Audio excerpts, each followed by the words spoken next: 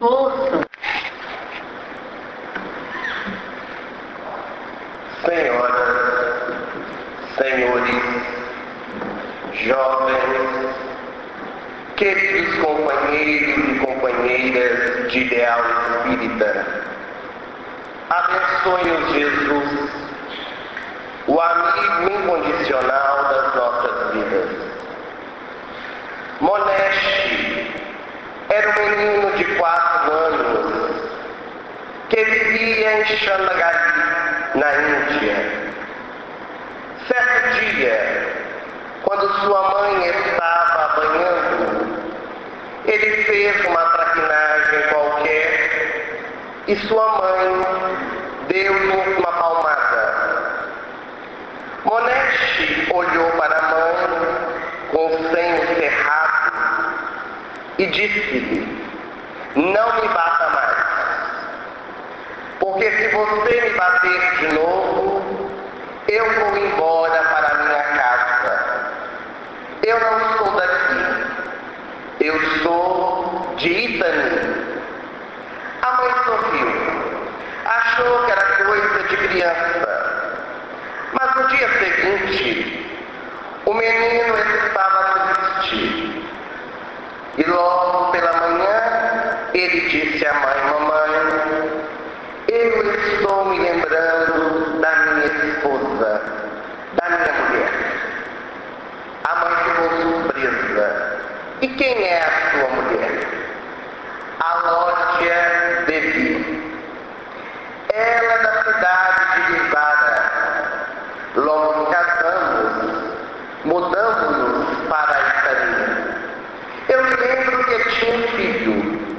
Morava numa casa caiada de branco à beira do rio, cheia de laranjeiras."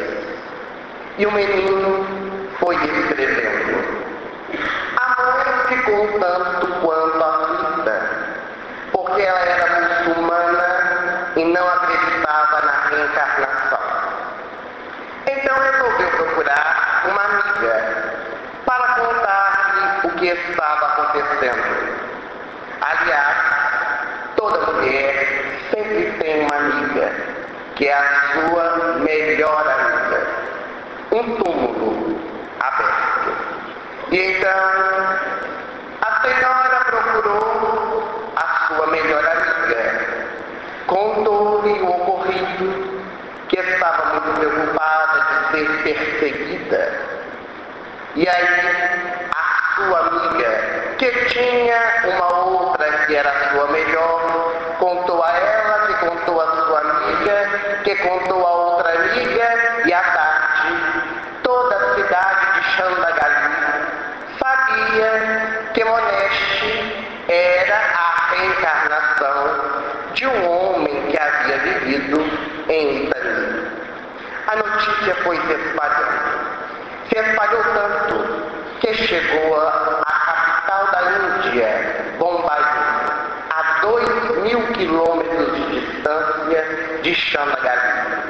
Chegando aos ouvidos de um grande estudioso, o doutor Ramendra Nath Banerjee, que resolveu ir em loco para pesquisar, para fotografar o menino, para entrevistá-lo e fazer a sua experiência. E foi o que fez. Passou alguns dias junto à casa do menino, entrevistou e voltou para fazer as suas pesquisas. Nesse período, os anos foram passando e Moneste completou 6 anos e meio.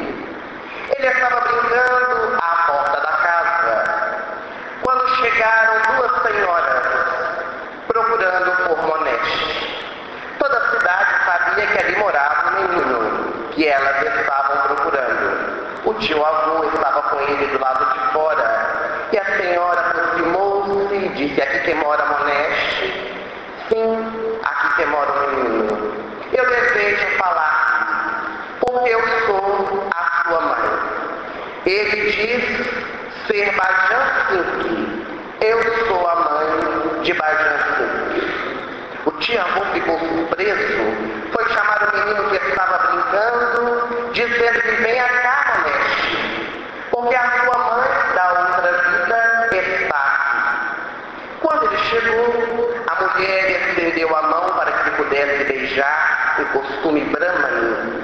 E quando ele foi beijar a mão da mulher, ele disse: mas esta não é a mão da minha mãe, esta é a mão da minha mulher. Tu és a loja de mim. Não, disse a mulher. Eu sou a mãe. Eu sou a mãe de Bajansi. Mentira. Tu achas que eu vou esquecer estes olhinhos maravilhosos? Eu nunca poderei me esquecer do dia em que cheguei em tua casa, na cidade de Visara, para pedir a mão da tua irmã em casamento. E apaixonei-me por ti e pedi a sua a seu pai. E nós nos casamos. A mulher ficou surpresa. Neste momento, os vizinhos já estavam chegando, porque os vizinhos nunca gostam da vida alheia. E eles se avolumaram em volta deles para escutar o que estava acontecendo. E a mulher disse a Moneste: me dê uma prova de que tu realmente é a alma do meu marido. Você tem no cotovelo uma cicatriz.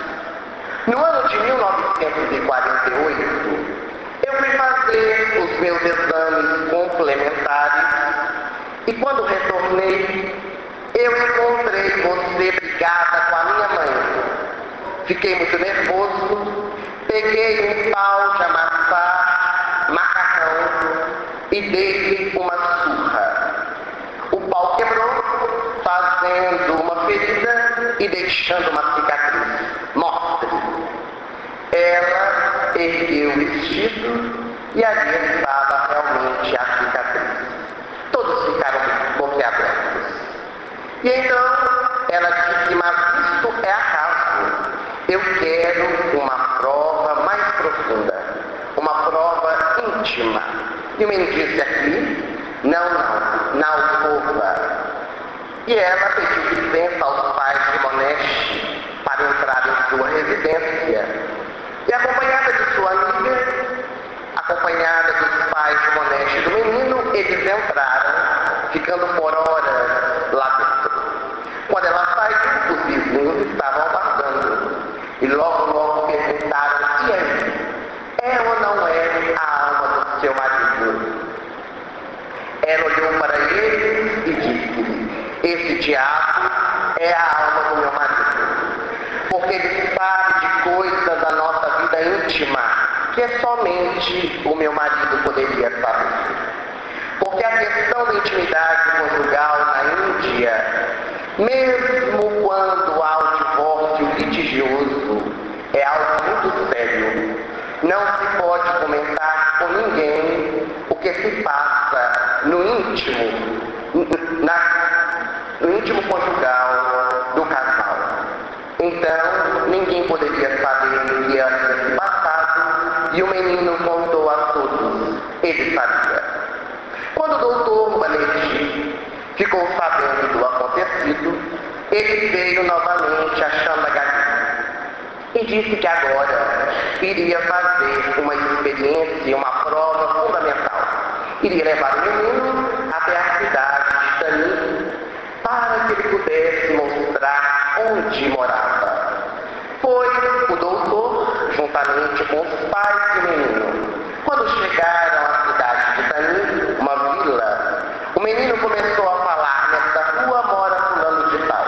Naquela rua morava Beltrano. Veja, ali está a minha casa.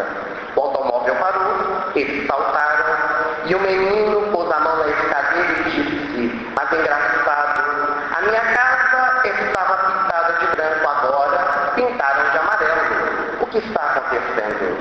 E ele foi entrando pelo portão que dava no jardim.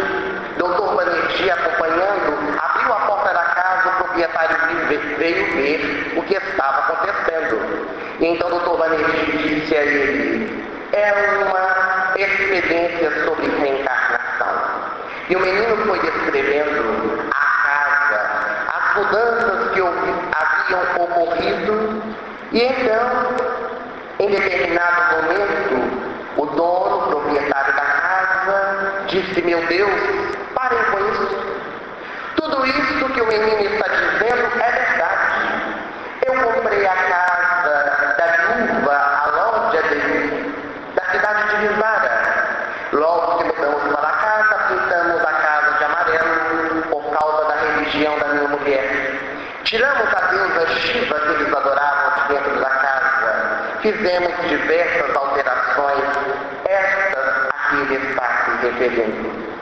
E então, o doutor Ramendra Nath Banerjee constatou que aquele menino, Monesh, é a reencarnação de Bhajan Singh. A criatura humana, durante o largo período da história da humanidade, tem tentado responder a vários questionamentos. Desde os primórdios, nós nos perguntamos: por que a dor? Quem sou? Para onde vou? Por que estou aqui? Com o processo de evolução que é inerente à criatura, ao ser, as doutrinas místicas do Oriente, através da revelação dos Espíritos, trouxeram a doutrina da reencarnação para poder explicar o porquê da dor, para poder explicar a causa dos nossos dissabores, dos nossos sofrimentos, das diferenças sociais. E então, através da reencarnação, o povo oriental compreendia que o homem iria ter sucessivas existências até alcançar a sua plenitude, o samadhi, a sua iluminação. Transferindo-se, então, das notáveis obras da Índia, o Vedanta, o Bhagavad Gita, os Upanishadas, o livro tibetano dos mortos, o livro dos mortos do Egito, todos eles falando sobre a reencarnação, passou para a Grécia essa doutrina que recebeu a aceitação de grandes pensadores da época, como Pitágoras, Platão, Sócrates. Pitágoras foi aquele que introduziu na Grécia a doutrina da reencarnação.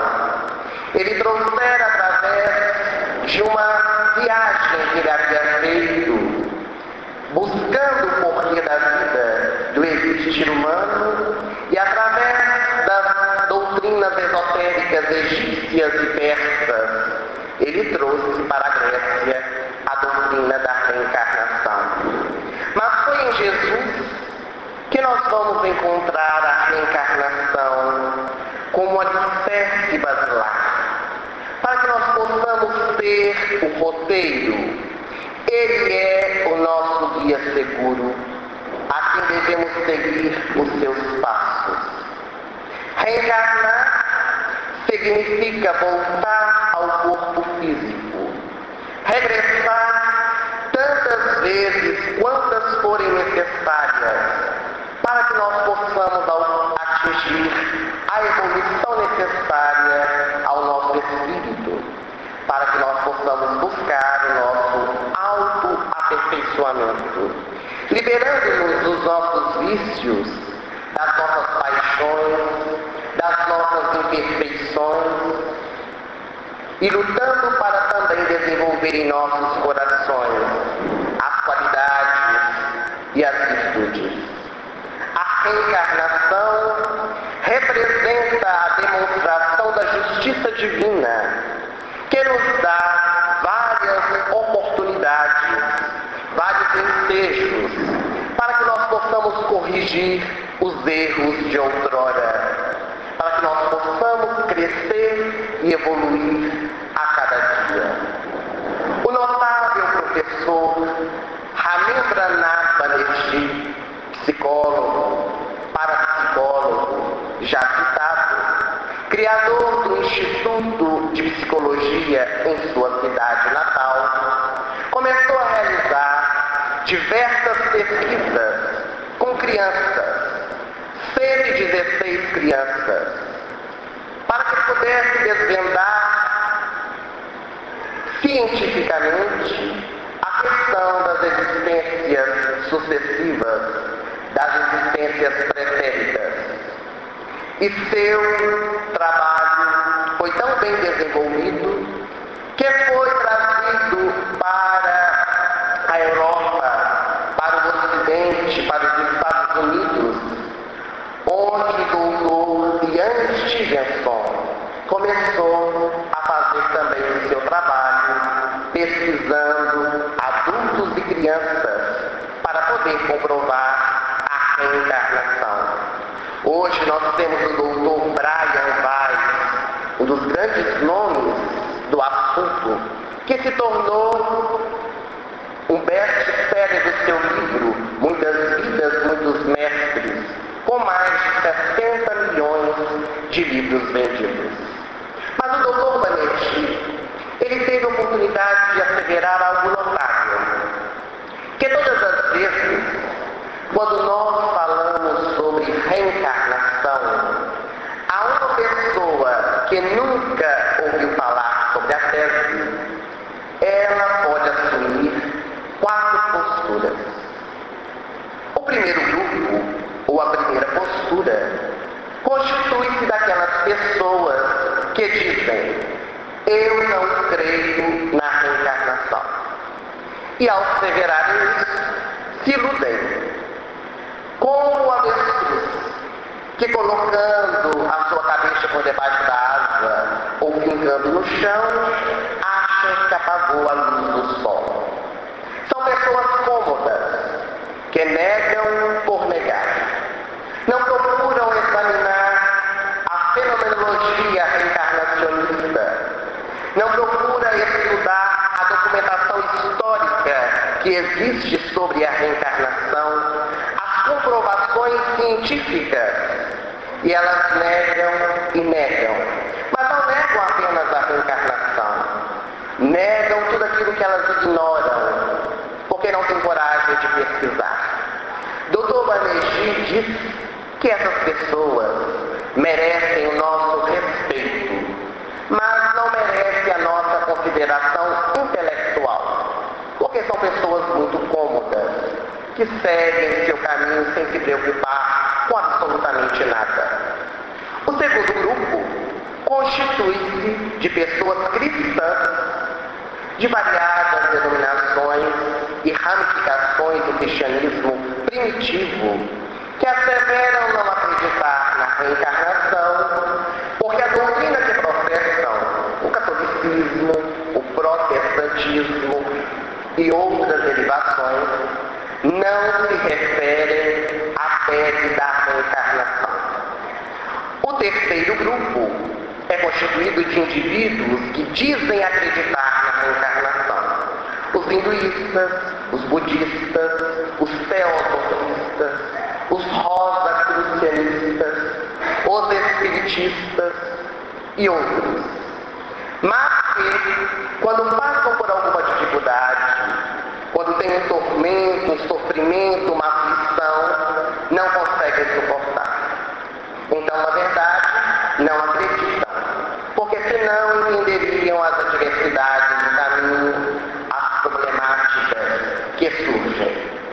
O quarto e último grupo são aquelas pessoas que não acreditam e nem deixam de acreditar, mas que buscam os fatos, que buscam comprovações de que realmente a tese existe, para depois firmar a sua opinião a favor ou contra.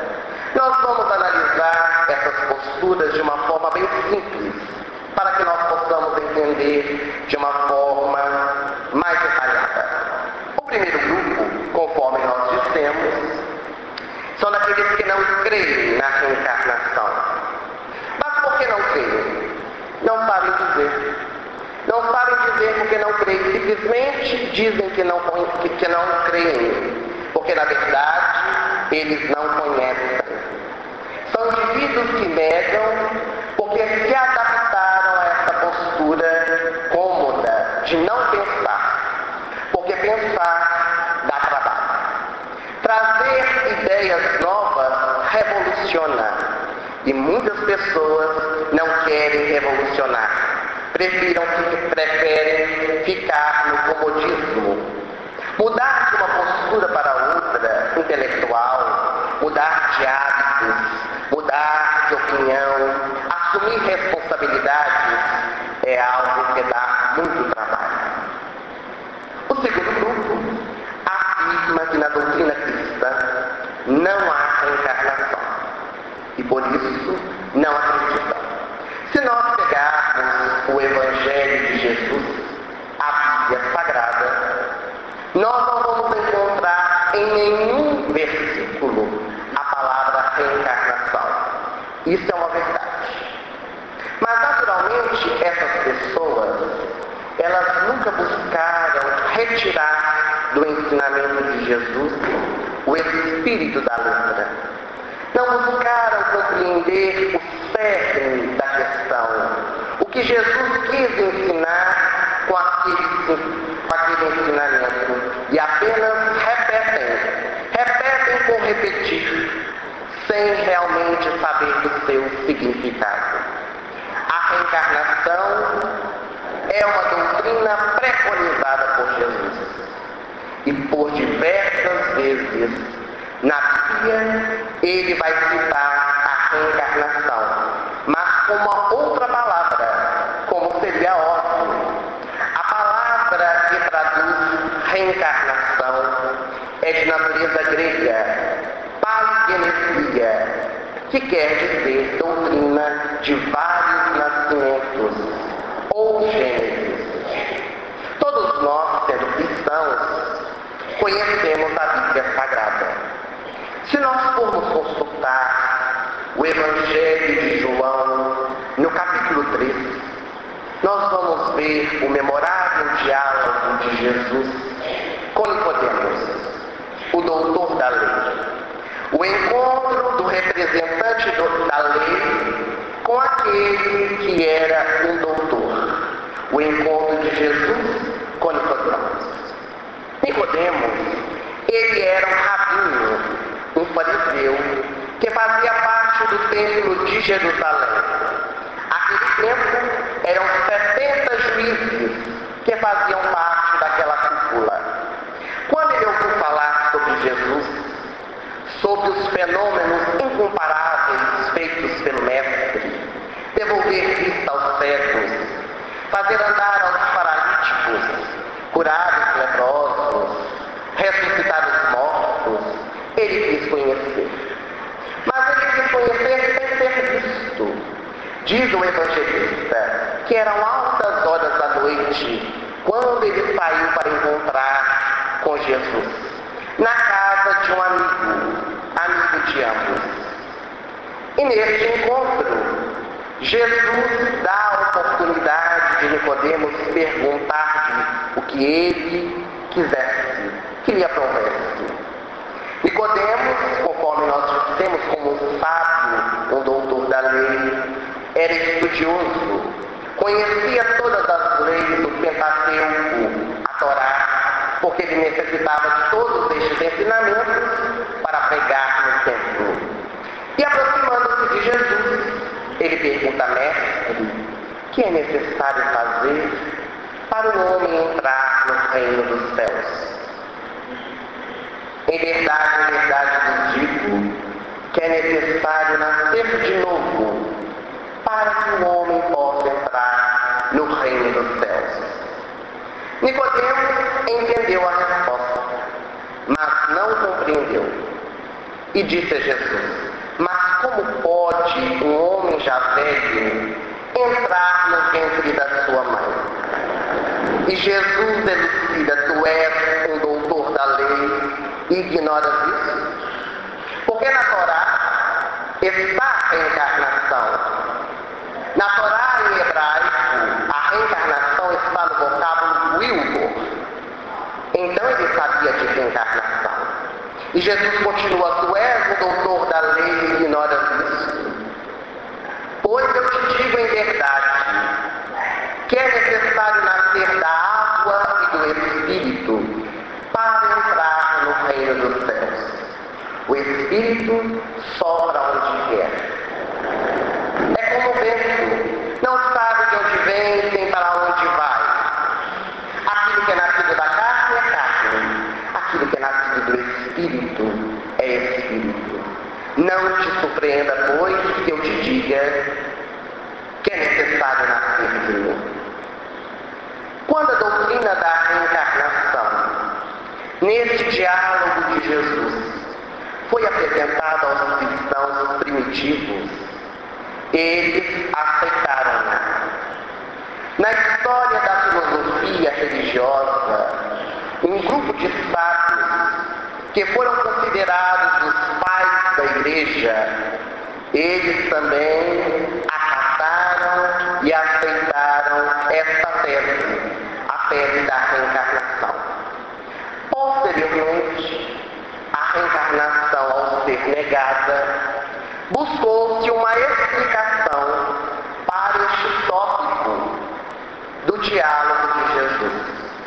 Nascer da água é receber o batismo. Mas para quê? Para poder apagar o pecado original. Mas que pecado? O pecado de Adão e Eva, quando estavam no paraíso.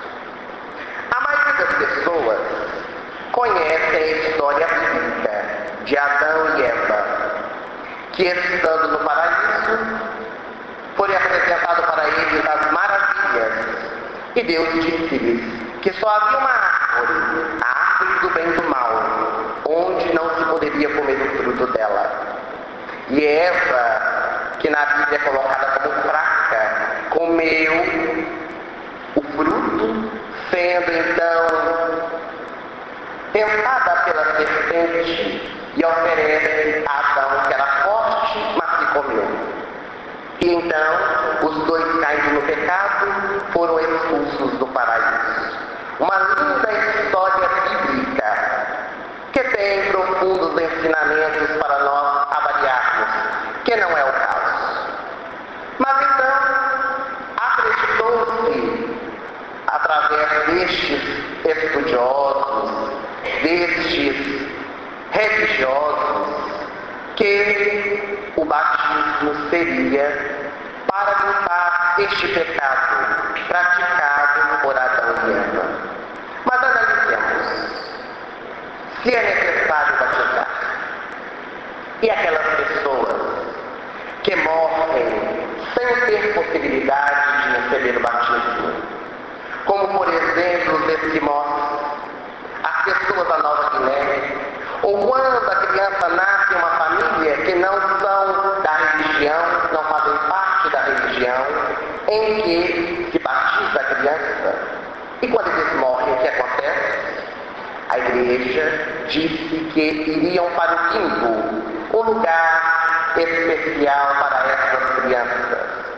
Ontem, para quem esteve na palestra do Cláudio, ele asseverou, nós não sabíamos, que a Igreja Católica Apostólica Romana extinguiu o purgatório, extinguiu o limbo. Então, para onde vão essas crianças? Nós já não sabemos mais. Será justo que um espírito pague porque os seus pais não acreditam no batismo e não o batizaram? Então, nós fazemos a doutrina do Cristo, uma doutrina que faz escolhas. A uns dou muito, a outros não dou nada. E além do mais, e antes de Jesus? O que fizeram os homens que viveram antes de Jesus? Estes foram salvos pelo sangue do Mestre na cruz. Que é outro absurdo. Canício, Nabucodonosor, Júlio César, que foram homens perversos, que mataram multidões, foram salvos pelo sangue de Jesus. Nós outros, porque nascemos depois, nós temos que procurar a nossa salvação. Então é necessário avaliar conceitos para que nós entender. Porque em verdade não houve qualquer pecado. E hoje a psicologia transpessoal nos explica isso, dizendo-nos que pecado não existe. O pecado seria uma experiência negativa. Na nossa vida nós temos várias experiências, positivas e negativas. E as negativas, elas precisam ser corrigidas através da nossa reforma íntima, através do burilamento das nossas atitudes no dia a dia. Mas muitos religiosos, continuando na sua tese, ainda afirmam que nascer da água é receber o batismo, porque Jesus foi batizado, o que é uma verdade. Jesus foi batizado. Mas quando ele foi ser batizado nas águas do Rio Jordão por seu primo João o Batista, quando ele se apresentou para o primo, ele disse: não sou digno de te batizar, batiza-me tu. Jesus não tinha pecado, o homem mais perfeito que já esteve na terra. Eu não sou digno de desatar as suas sandálias. E então Jesus disse-lhe: batiza-me, para que as profecias se cumpram e todos saibam que eu sou o Messias. Porque as profecias diziam que o Messias que chegaria à terra para libertar as consciências da criatura humana seria batizado nas águas do Rio Jordão. Jesus foi batizado, mas nunca batizou ninguém. Nunca batizou ninguém. Porque ele iria batizar-nos através da nossa transformação.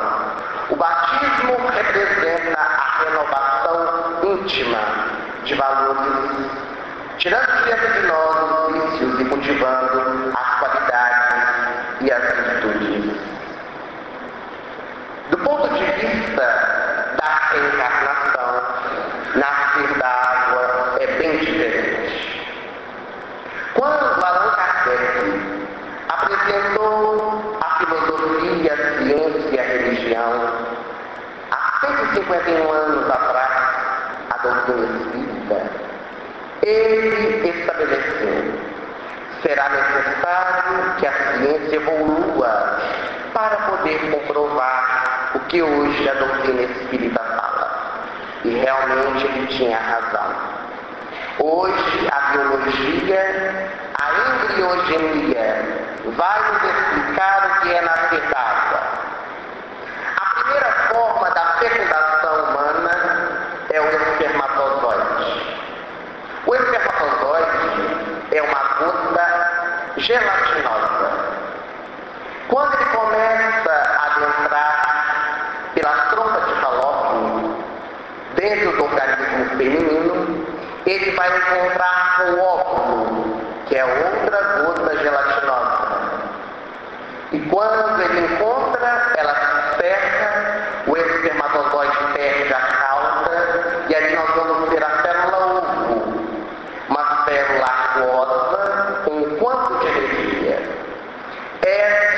Este ovo, essa célula, vai descendo pela trompa, vai se acoplar no útero feminino e vai começar a se desenvolver através da mitose, através da multiplicação das células, alimentando-se de água, líquido amniótico, para então constituir o nosso corpo físico, que quando está adulto possui em torno de 60 trilhões de células.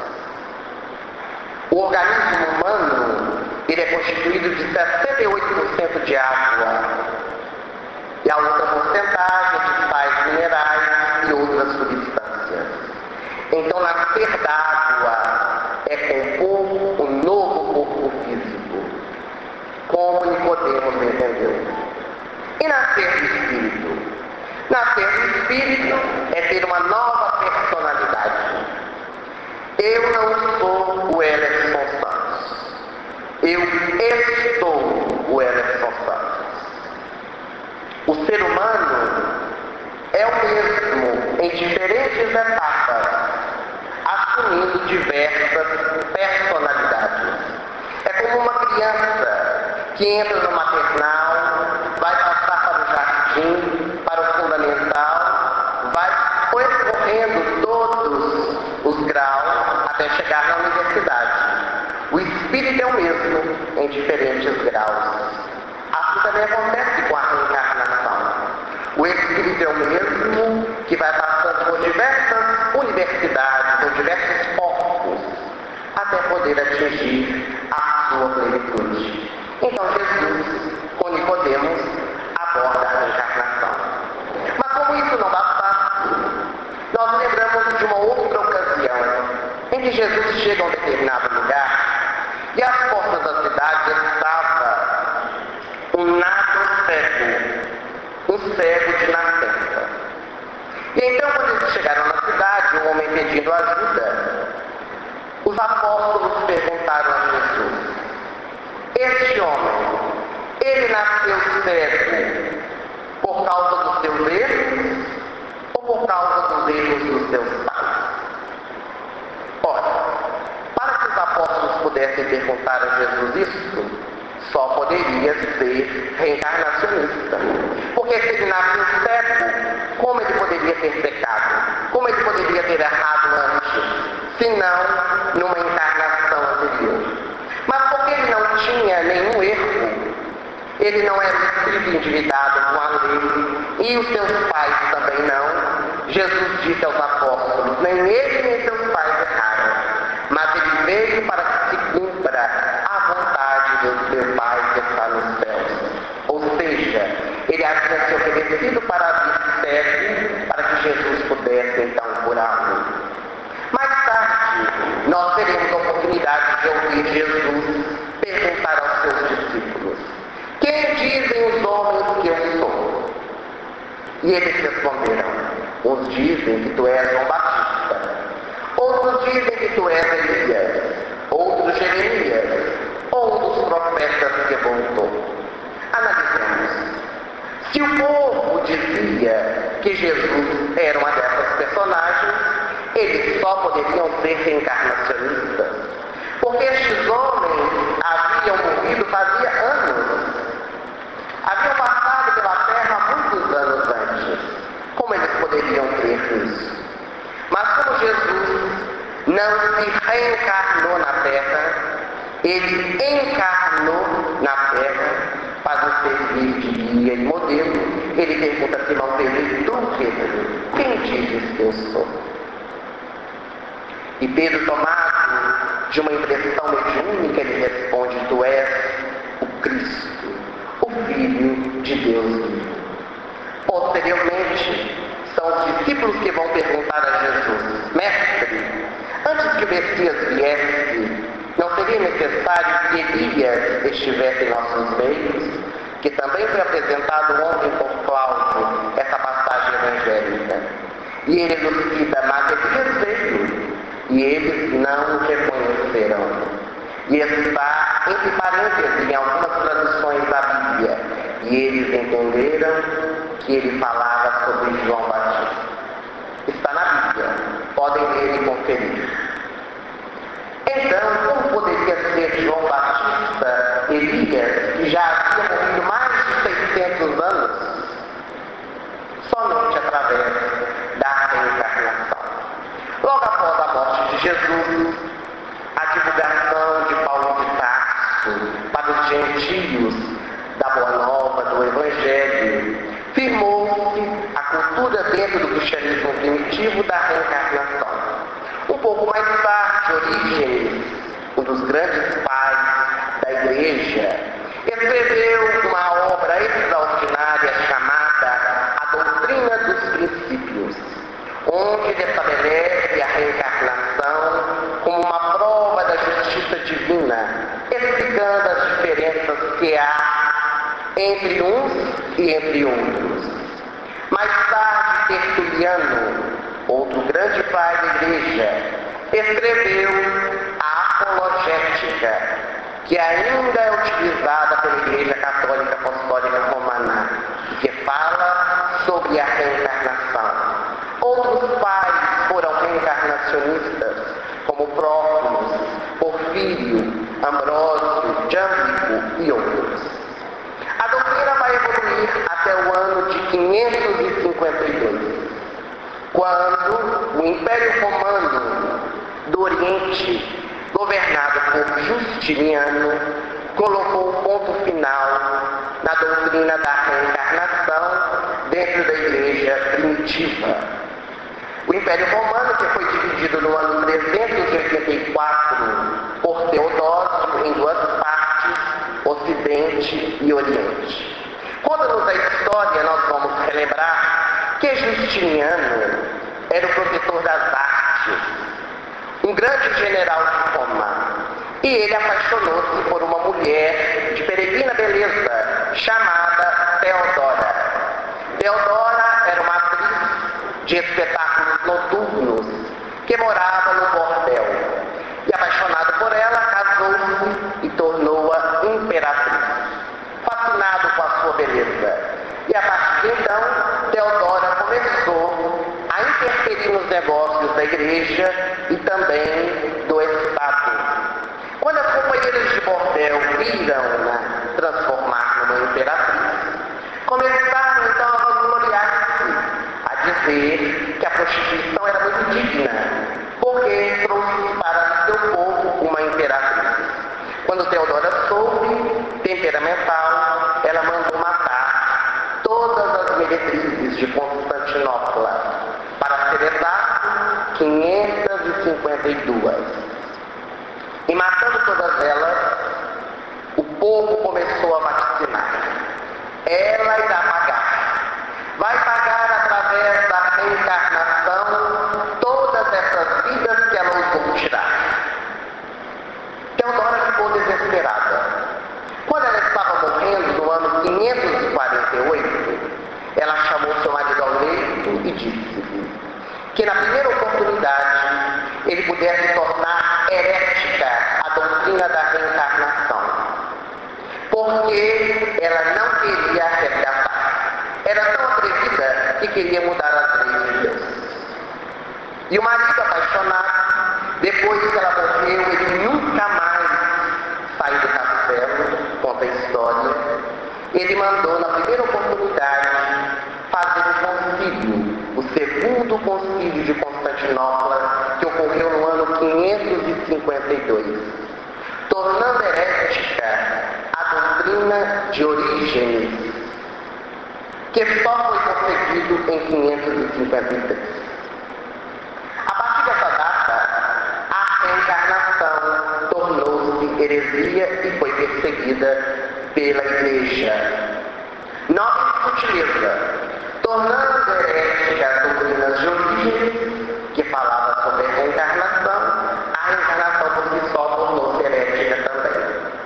E os reencarnacionistas, eles foram dizimados pela Igreja. Os últimos, os cátaros e os albigenses, no século XIX, na Espanha e na França. Contudo, a reencarnação, ela não morreu, porque ela é uma lei divina. E estava presente nas doutrinas orientais. Veio a renascer com artistas, com pensadores, escritores, historiadores, e em grandes doutrinas, particularmente no Espiritismo. Então, quando o cristão diz que não crê na reencarnação, porque a sua religião não se refere a isso, é porque ele desconhece a história da sua religião e desconhece também o Evangelho de Jesus, porque lá está bem clara a doutrina. O terceiro grupo são aqueles constituídos pelos reencarnacionistas, os que acreditam, mas que não vivem a reencarnação, o que é muito comum. Nós estamos vinculados a uma religião enquanto ela nos favorece. No dia em que os nossos objetivos não são atendidos, ela já não serve mais. Ou nós já nos revoltamos contra ela, ou contra Deus, contra os espíritos, no caso dos espíritas. E dizemos, mas por que Deus fez isso comigo? Quando morre o filho, desesperado, nós dizemos, meu Deus, tu matou meu filho. Deus não mata ninguém. Na sua infinita justiça, Ele coloca leis imparciais para todos os seus filhos. O filho morre por desgaste, por doença, por tragédia, porque nascer já é uma forma de morrer. Todos nós vamos morrer um dia. Então, nós precisamos aceitar, através da lógica e da razão, aquilo que nós estudamos e aquilo que nós cremos. Certa vez, Divaldo Pereira Franco, um dos maiores divulgadores da doutrina espírita da atualidade, ele estava na cidade de Montreal, no Canadá, fazendo uma conferência sobre reencarnação. Ele iniciou, deu as boas-vindas, o tradutor traduziu em inglês, e ele, para iniciar, disse: senhoras e senhores, eu quero dizer que não creio na reencarnação. O tradutor olhou para Divaldo e disse: você está louco? Você está aqui para dizer ao povo que crê. Você vai dizer que não crê na reencarnação? E Divaldo, sorrindo, disse: traduza, por favor. Ele falou assim: mas eu não posso traduzir. Traduza, por favor. E o tradutor, então, ele está dizendo que não crê na reencarnação. E Divaldo continuou: eu não creio na reencarnação, porque eu sei que é verdade. Muitas vezes nós cremos hoje e amanhã já não cremos mais. Quantas coisas nós criamos e hoje já não cremos? E quantas coisas ainda vamos crer? Saber é bem diferente. Quando nós estamos passando na rua e vemos um outdoor, dizemos assim: eu não vou ler. Já leu, porque sabe ler. Não tem como dizer que não vai ler. Então assim também acontece com a reencarnação. O quarto grupo, o grupo que Baderji estabelece, são daqueles que investigam. Haverá evidências da reencarnação? Sem dúvida. Não só evidências, mas como também provas, fatos que vão comprovar a reencarnação. Todos nós, na nossa vida cotidiana, temos simpatias e antipatias. É muito natural. Nós somos simpáticos a alguns, antipáticos a outros, como também os outros são para conosco. A psicologia tentou explicar este fenômeno através da fisiologia. Nós temos uma descarga de adrenalina quando vemos alguma coisa ou alguém e gostamos ou não gostamos. Então é um fenômeno fisiológico que vai produzir um fenômeno de natureza psicológica. Mas por que é que nós temos essa descarga de adrenalina? Por que ela ataca quando nós olhamos? Porque é uma reação emocional. Quando nós olhamos um indivíduo e não gostamos dele, ou gostamos, deve haver, vejam só o verbo, deve haver um vínculo com essa criatura, de animosidade ou de bem-querer. Eu luto para gostar de fulano, mas tudo que ele faz, ele me irrita. Mas aquele que nós gostamos pode fazer qualquer coisa que nós achamos graça, nós gostamos, enquanto o outro que seria detestável. Então a simpatia e a antipatia é uma evidência da reencarnação, mas não é prova que a reencarnação existe.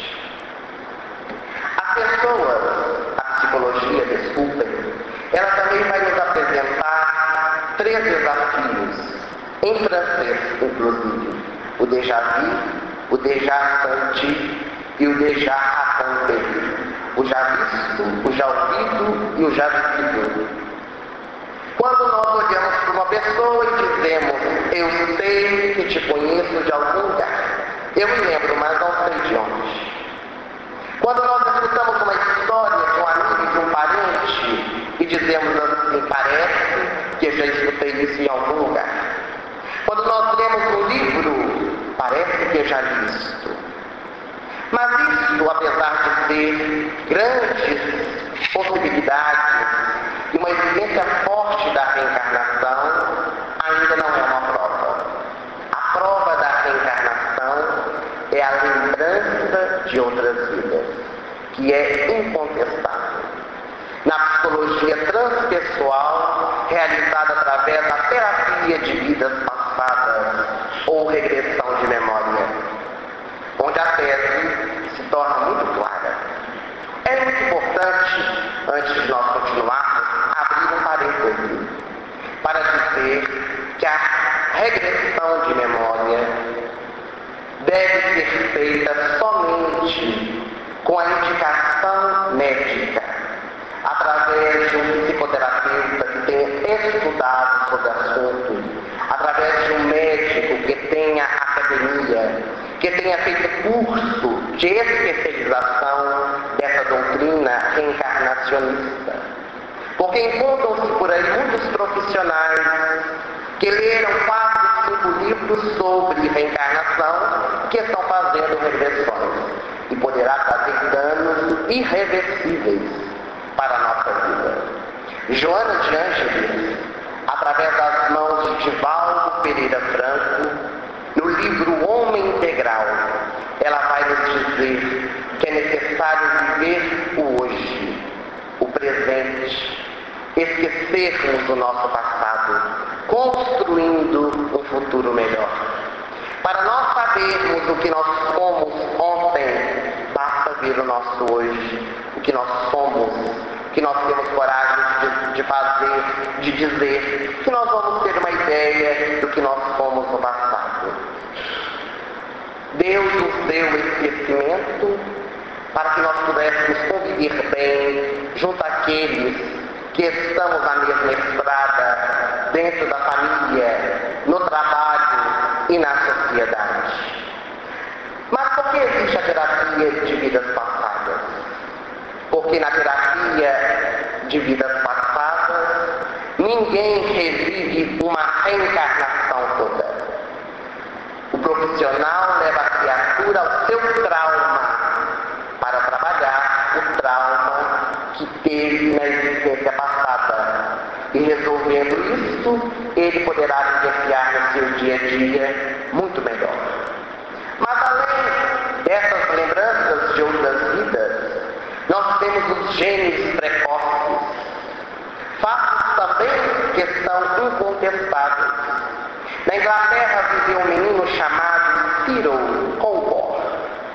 Ele possuía 8 anos de idade, totalmente analfabeto. Era filho de camponeses. Na Inglaterra, até o ano de 1912, todos os camponeses eram analfabetos. Então, este menino tinha pais, avós, bisavós, tataravós, todos analfabetos.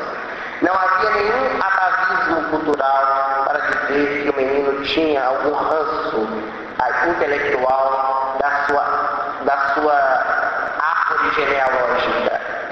Então o menino, ele não sabia ler nem escrever, mas sabia fazer qualquer cálculo aritmético em menos de 3 segundos. No ano de 1908, ele foi levado à Universidade de Londres para ser submetido a um exame de vários professores, que debateram durante horas perguntas sobre álgebra, trigonometria, de matemática do espaço, e ele respondia. Um professor de aritmética que estava ali presente, olhando naquele pirralho de 8 anos, disse-lhe: "Você sabe as operações fundamentais?" E o menino olhou para ele e disse: "Professor, eu não sei palavras, eu sei calcular." "Você conhece potenciação?" "Professor, eu já te disse, eu não sei palavras, eu sei calcular." E o professor em triunfo lhe disse: "A potenciação é o cálculo aritmético, através do qual o logaritmo significativo, por exemplo 3, com o expoente 3, quer se multiplicar por si mesmo, quantas vezes o seu expoente." terceira potência de 3 é 27. Porque 3 vezes 3 é 27.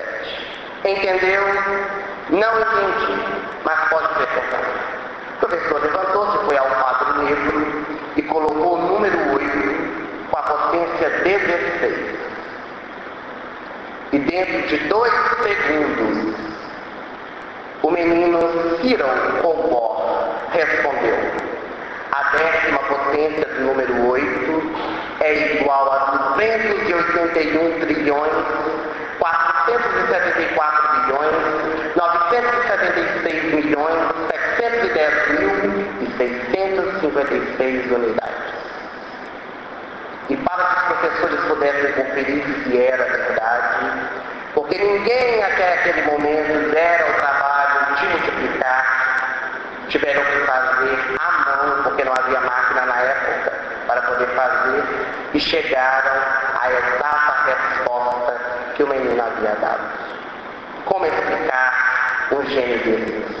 O ano passado, quando nós estivemos aqui no seminário, falando sobre o sentido da vida, nós contamos a história de Kim Wong-Yang, um menino de 2 meses que falou com a sua mãe, que com 4 meses de idade andou, 4 meses escreveu, com 6 meses andou, com 9 meses escreveu um livro, com 6 anos de idade já fazia universidade. Como ele sabia tudo isso? Perguntava. Quando me pergunto, eu recordo, dizia o menino. O Brasil teve a honra de receber Janela de Martin, uma das grandes maestrinas, com 9 anos de idade, que regeu a Orquestra Sinfônica do Rio de Janeiro e de São Paulo. Ela sabia de cor mais de 200 músicas clássicas. E quando o professor errava, quando ela estava regendo por querer, ela batia a batuta e dizia: não sabe tocar, saia, porque eu sei de cor. Era a menina que se mostrava. E tantos outros gênios precoces que perturbaram o mundo. Newton, que aos 4 anos de idade era um extraordinário matemático. Beethoven, que aos 7 anos tocava belíssimas músicas ao piano. Mozart, que com os olhos vendados, criança ainda, tocava ao piano belíssimas canções. O admirável professor Ian Stevenson vai procurar então estudar estes casos dos gênios precoces. Vai procurar estudar estes casos das lembranças de outras vidas para poder explicar a reencarnação. Tudo isso vai nos provar cientificamente que realmente existe. Se nós tomarmos um comportamento materialista, achando que matéria não possui nada além, nós poderíamos incorrer em graves erros. Joana de Ângeles, através de Divaldo Franco, ela vai dizer no livro SOS Família, que quando a lei da reencarnação for conhecida, entendida e aplicada, ela será capaz de trazer as respostas ao mais obscuro enigma que o educador confrontar no seu processo educativo. Quando nós acreditamos na reencarnação, a nossa vida em família, ela passa a ter um novo sentido. Nós passamos a compreender a luz da reencarnação como uma grande oportunidade onde nós estamos juntos para poder crescer, trazendo grandes contribuições para o nosso espírito. Nessa noite, nós desejamos recordar um encontro magnífico de uma mulher com o mestre Nazareno. Uma patrícia romana que, altas horas da noite, saía do seu magnífico castelo e encontrava na beira da praia, em Cafarnaum, uma pequena barca cravejada na areia.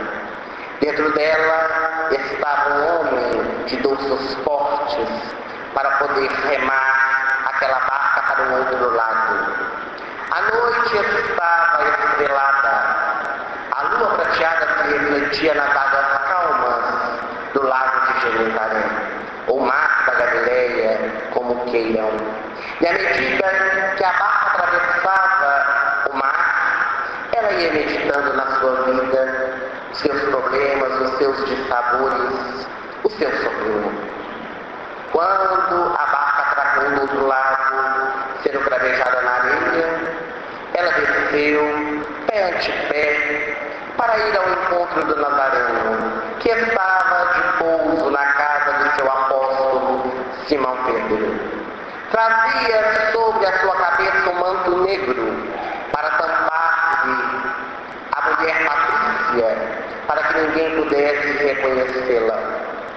E quando ela chega no largo Alpendre, onde se encontrava o mestre, as suas mãos começam a suar frio, as pernas trêmulas, o coração descompassado, porque a porta velha de carvalho estava entreaberta. Patricio estava esperando-a. Ela empurrou a porta rangeu, adentrando dentro da pequena saleta o luar.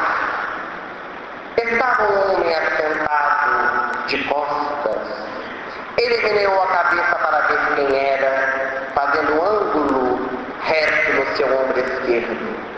Era ele. Era Jesus de Nazaré. A mulher não pôde se conter. Aproximando-se de Jesus, ajoelhou-se aos seus pés e, erguendo os seus olhos se cruzaram no Nazareno. Os seus olhos, 2 retângulos de luar. E ela disse, Rabone, que quer dizer mestre. Joana. E tomada de espanto, a mulher disse, tu me conheces? Tu sabes o meu nome? Sim, Joana, eu sei. Desde há muito eu tenho te visto no meio da multidão, mas desde antes eu te conheço. Quando seria este antes? Ela não sabia explicar. Rabi, se tu me conheces, tu sabes os meus problemas e das minhas dificuldades. Sim, Joana, eu sei.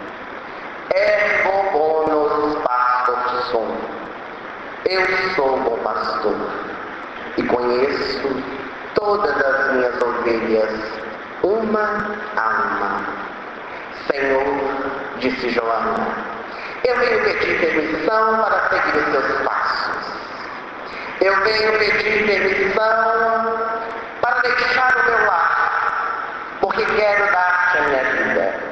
Quero estar contigo onde tu estiveres, para beber dos teus ensinamentos, para acompanhar as tuas pegadas, porque depois de ti, a minha alma adquiriu outro sentido, e tudo que eu tinha não era nada.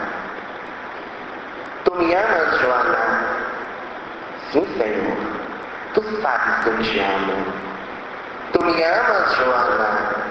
Ó, Senhor. Tu sabes que eu te amo. Eu seria capaz de dar-te a minha vida hoje mesmo para provar o meu amor a ti. Então, Joana, se tu me amas, fica no teu lar.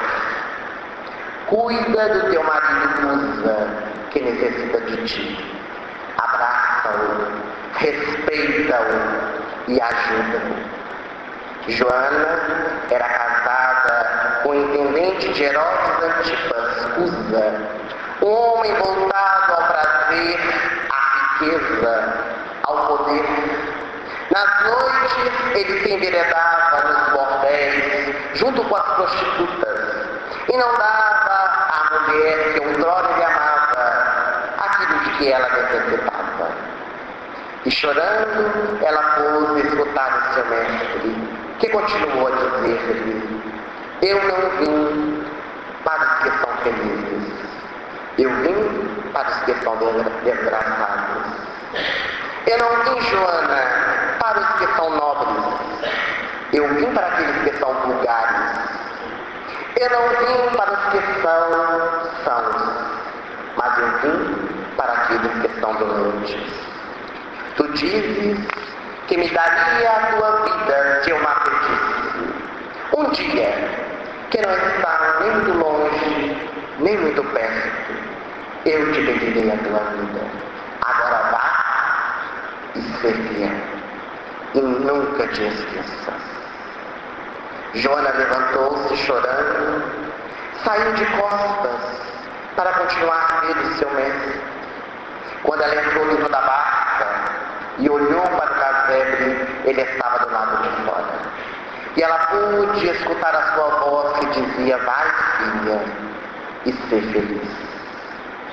E ela foi e foi fiel. Como seu mestre, ela carregou a sua cruz até o fim, passando por dissabores, por dificuldades inerentes à família, para que no ano de 78, mês de março, ela pudesse ser levada ao circo romano e ser queimada viva, com seu filho ao lado, para provar o seu amor de Jesus. Quando ela queimava, as chamas devoravam o seu corpo, o soldado risonho dizia-lhe: teu mestre te ensinou apenas a morrer? E ela, com muita dificuldade, disse-lhe: não apenas a morrer, mas também a te amar. E não morreu, desencarnou, voou para os altiplanos espirituais. Se na família nós encontramos os adversários de outrora, nós também vamos encontrar aqueles a quem muito amamos. Mas é nessa oportunidade que nós vamos estreitar laços, se porventura não houverem. E se já houverem, nós vamos cultivar para que eles estejam muito mais fortes e se perpetuem na eternidade. A reencarnação explica dentro da família todas as dificuldades e todos os problemas que nós enfrentamos no nosso dia a dia. Como nós poderíamos restabelecer o contato com seres que nós prejudicamos um dia, que nós colocamos pedras ou espinhos em seu caminho? E como também essas pessoas poderiam restabelecer conosco as pedras e os espinhos que eles colocaram no nosso caminho? Se o Divino Mestre, ele exaltou na frase dita a Nicodemos: é necessário nascer de novo para ver o reino dos céus, a doutrina espírita, essa doutrina consoladora, ela vai também trazer a sua glorificação a essa tese, numa síntese, numa frase admirável que nós vamos encontrar no túmulo de Allan Kardec, no cemitério de Père Lachaise, em Paris, que foi escrita por espíritas belgas em sua homenagem: nascer, morrer, renascer ainda, progredir continuamente. Tal assim. A reencarnação é um bálsamo, também para o sofrimento.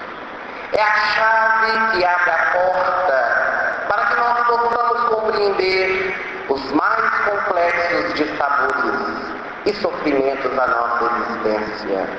É luz que clareia a nossa noite, na escuridão dos nossos desenganos, dos nossos questionamentos, dos nossos anseios. Em síntese, nós poderíamos dizer que a reencarnação é amor.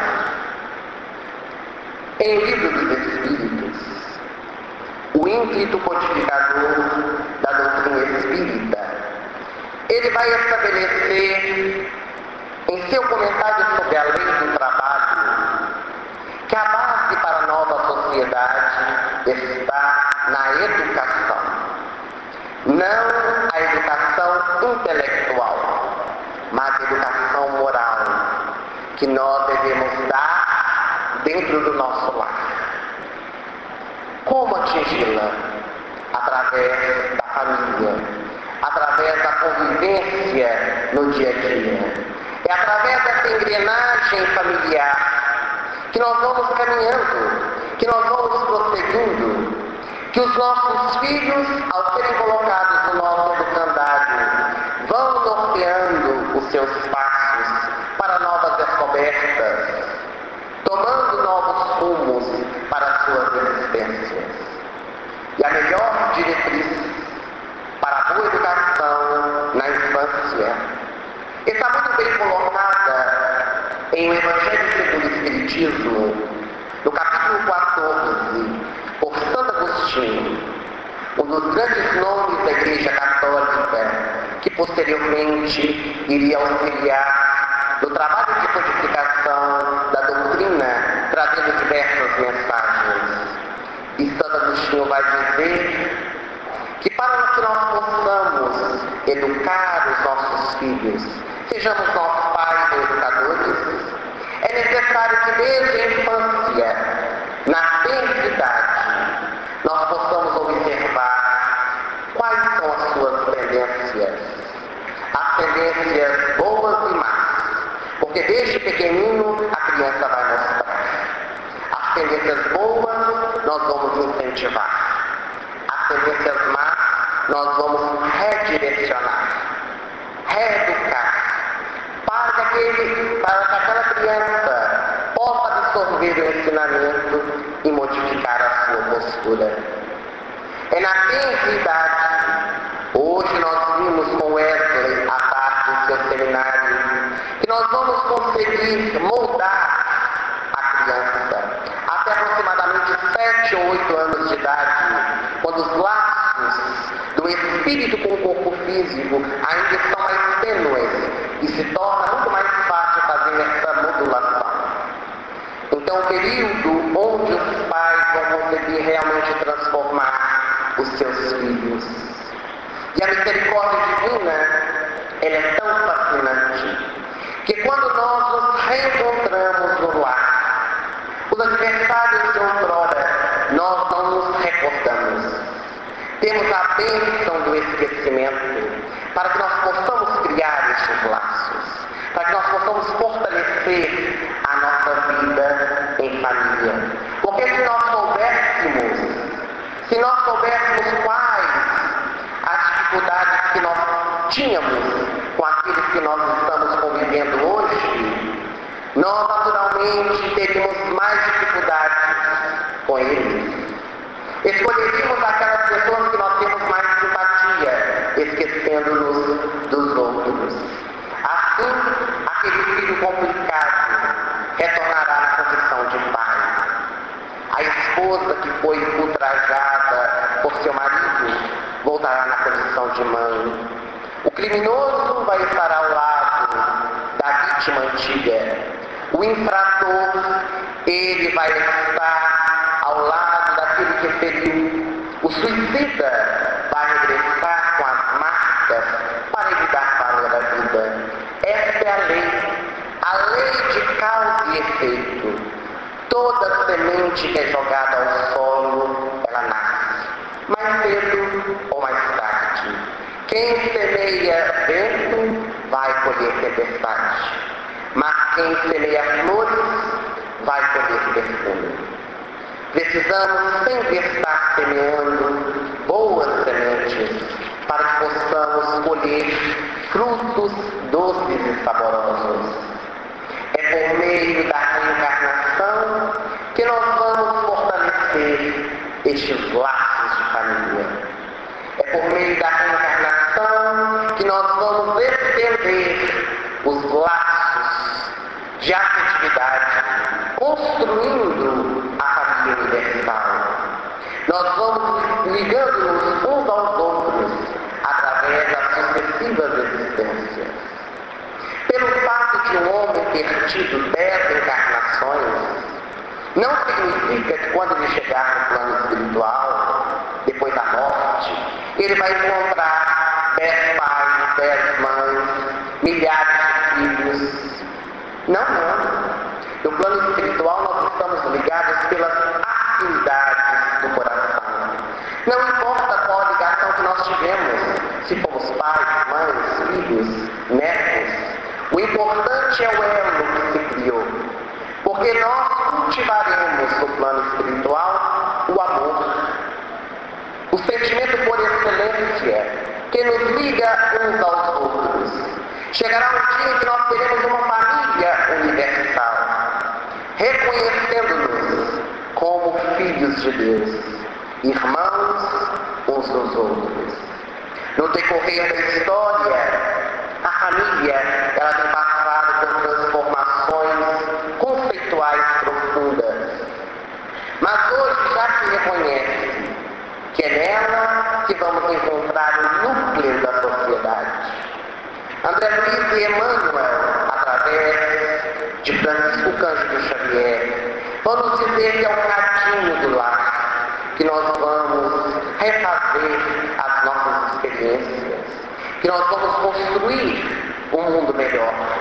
Porque é dentro de casa que nós formulamos para depois expandirmos para a sociedade. Se hoje nós estamos vivendo numa sociedade tumultuada, onde existe violência, onde existe perigo, corrupção, é porque, por diversas vezes, nós vivenciamos isso dentro do lar. Naturalmente, estamos expandindo para o mundo lá fora. É necessário mudar dentro, para depois mudar do lado de fora. A vida familiar consiste em nós convivermos com as diferenças. Entendermos que cada um de nós é uma individualidade.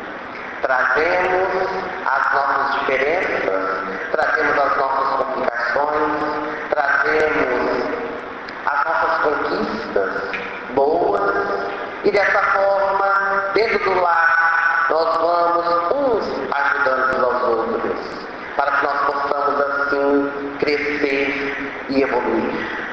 Os laços de família, eles não se estabelecem por acaso. Antes de nós encarnarmos, de nós nascermos, nós passamos toda uma trajetória, onde nós iríamos reencontrar no plano físico com aqueles espíritos que outrora nós fizemos sofrer, ou aqueles que nós amamos.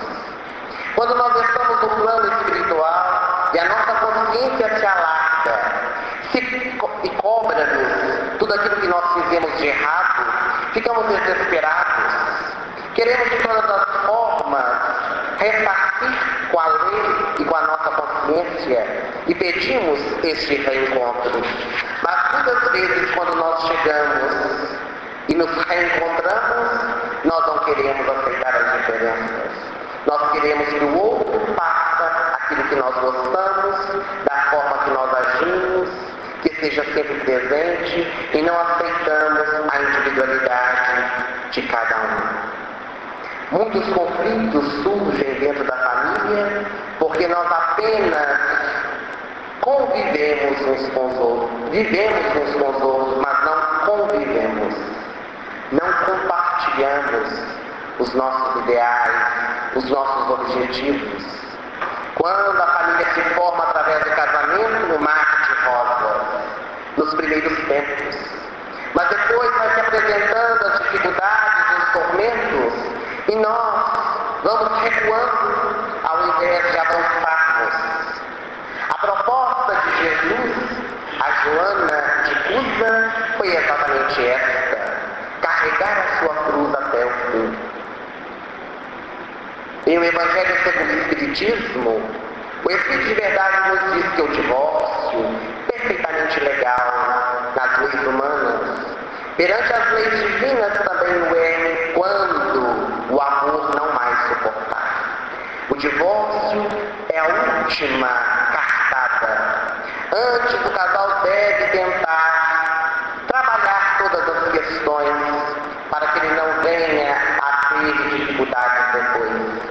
E tendo o divórcio, aqueles espíritos continuam ainda endividados, porque eles estão deixando para depois o que poderiam fazer hoje. É uma proposta a ser avaliada. Dentro da família, nós ainda enfrentaremos as dificuldades com os filhos. Embora damos a mesma educação para todos os nossos filhos, nós vamos encontrar as diferenças. Filhos que nos amam, que estão conosco, que nos ajudam, que nos obedecem. E outros que são rebeldes, são adversários. E muitas vezes as famílias, ao invés de amarem aquele que é o pervertido, aquele que é a ovelha negra, como nós dizemos na sociedade, prefere dar o amor àquele que é bom. O que é um grave erro, porque nós deveríamos amar aquele que mais necessita de nós. Jesus já houvera dito isto: eu não vim para os sãos, vim para os doentes, porque o saudável já tem consciência. Não é que vamos abandonar o filho que nos ama, que obedece, não é isso que nós estamos dizendo. Mas nós não deveremos virar as costas àquele que nos traz a dificuldade, porque Emmanuel, através de Chico Xavier, ele vai dizer que o filho doente é o mensageiro de Deus, que nos envia para que o amor possa brotar dentro do lar, dentro daquela família.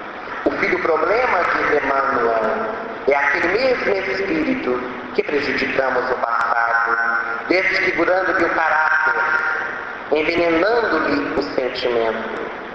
O filho difícil é aquele, é fruto de nossas próprias obras, que agora estamos colhendo e precisamos conviver com ele. A primeira atitude construtiva dos pais em relação ao filho rebelde é desenvolver em si a grande compreensão da vida. Não se deixar dominar pela revolta, pela amargura, julgando que é infeliz e que é perseguido pela divindade. A melhor escola ainda é lá. É dentro dele que nós teremos a oportunidade de nortear os nossos caminhos, buscando valores mais elevados. É dentro do lar que nós não vamos desenvolver a tolerância, a compreensão, o perdão, o amor, o afeto, a bondade, o trabalho, a educação e tantas outras virtudes. Porque é dentro do lar que nós construímos para um mundo melhor. E os deveres de cada um de nós, enquanto pais, enquanto mães, enquanto filhos e irmãos, quando bem cumpridos, carregam com alegria e fazem com que o nosso lar fique harmonioso, com que nós convivamos uns com os outros em clima de paz e de harmonia. Naturalmente, nós não conseguiríamos na noite de hoje falar sobre todas as questões familiares. Seria difícil falarmos sobre todas as contendas e sobre todas as dificuldades enfrentadas dentro do lar. Mas nós gostaríamos de finalizar a nossa participação na noite de hoje, relembrando uma história da literatura infantil de Esta de Queiroz, intitulada O Milagre. Através da nossa própria emoção, nós contaremos a história que nos deixou. Junto a Siquém, perto do poço de Jacó, morava uma mulher viúva com seu filhinho amado. Eles eram muito pobres, sequer dispunham do azeite para poder acender a lamparina, sequer dispunham de algo para que pudesse alimentar. Ela já havia ido à feira, procurou no lixo algo para trazer para o filhinho que estava doente e não encontrou. Ela regressou para o lar e, debruçada na janelinha da tosca cabana, ela começou a reviver a sua vida e a chorar. O menino febril, deitado na cama, de repente disse: mamãe, eu quero ver Jesus. A mãe olhou para o menino e com angústia respondeu-lhe: Meu filho, Jesus está muito longe. E a nossa dor está aqui conosco. Eu, você e a miséria. Ah, mamãe, mas eu queria tanto ver Jesus. Eu ouvi falar junto ao poço de Jacó que ele é bom. Ele ama as criancinhas. E se ele tocasse a minha cabeça, eu iria ficar bom. Meu filho, é tão difícil encontrar Jesus. Pela manhã, muito cedo, eu vi Oreste, que é um homem muito rico. Ele estava batendo de porta em porta procurando por Jesus e não encontrou. Shammai, que é um dos chefes pretorianos do exército, tem uma filhinha que está doente. Ele percorre toda a região procurando por Jesus e não logrou encontrá-lo.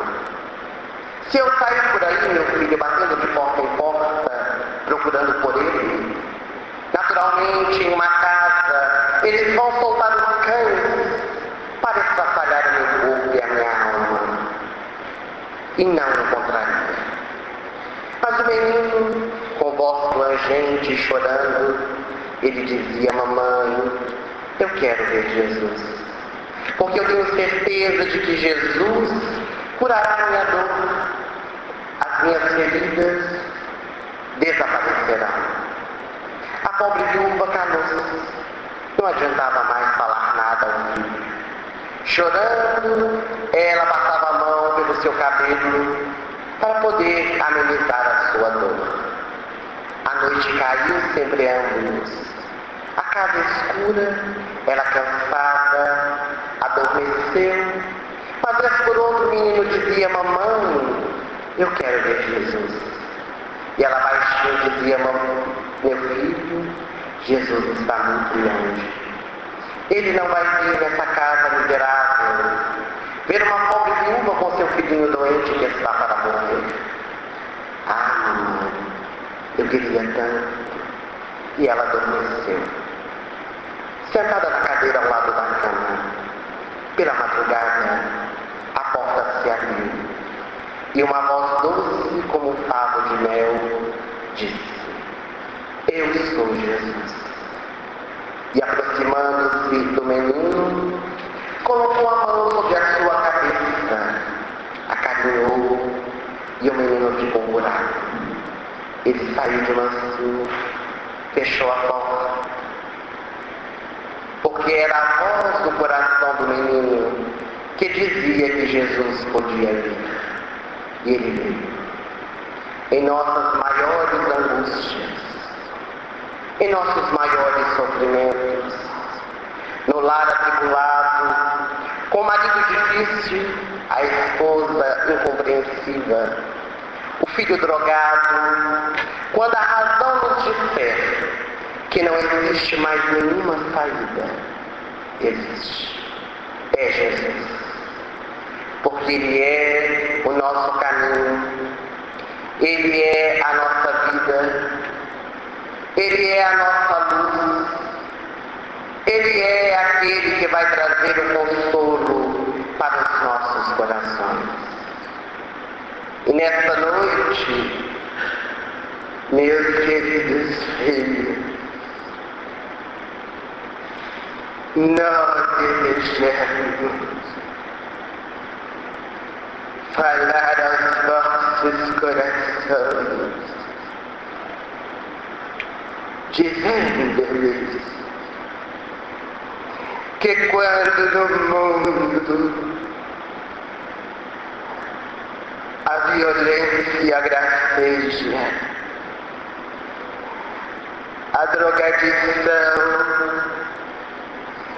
invade corações e mentes,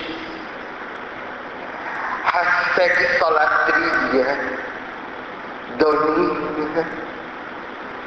Traz Jesus de volta ao seu coração. Deixai brilhar essa luz candente que há 2000 anos esteve em nossos meios, trazendo-nos o Evangelho redivivo. Queridos filhos, no meu coração, nós, os cristãos, precisamos espalhar a boa nova, tornando-nos discípulos do Senhor, não apenas através das nossas palavras, mas principalmente através dos nossos atos. Nós, da espiritualidade, estamos felizes pela ocasião do 4º Congresso Espírita de Porteirinha, tratando acerca deste tema de fundamental importância em nossas vidas: reencarnação e vida. A reencarnação é a oportunidade divina de refazimento, é luz, é bênção que traduz a misericórdia divina perante os nossos erros e as nossas imperfeições. Filhos meus, é chegado o momento de realizarmos a nossa reforma íntima. É chegado o momento de transformarmos os nossos sentimentos para que se possa implantar na terra um mundo de regeneração. A doutrina espírita, essa doutrina consoladora que alarga as nossas mentes para a compreensão da vida, oferece-nos um caminho, esclarecendo-nos o Evangelho de Jesus e mostrando-nos que este Evangelho é a luz que norteia a nossa estrada. Amados meus, nesta noite memorável para os nossos espíritos, nós, os espíritos espíritas, congratulamos e endereçamos aos vossos corações vibrações de paz, de harmonia, de tranquilidade, para que possam sair fortalecidos no amor de Jesus. Amai, amai sempre, amai uns aos outros, como eu vos amei, disse-nos Jesus. Que o amor possa ser a nossa bandeira, que o amor possa ser o nosso lema, e que possamos ser hoje melhores do que ontem, e amanhã melhores do que hoje. Recebam o abraço fraternal do servidor humílimo de Jesus, Bezerra de Menezes.